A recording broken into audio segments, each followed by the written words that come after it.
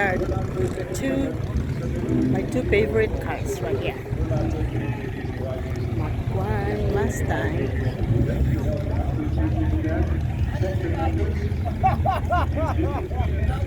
Mustang and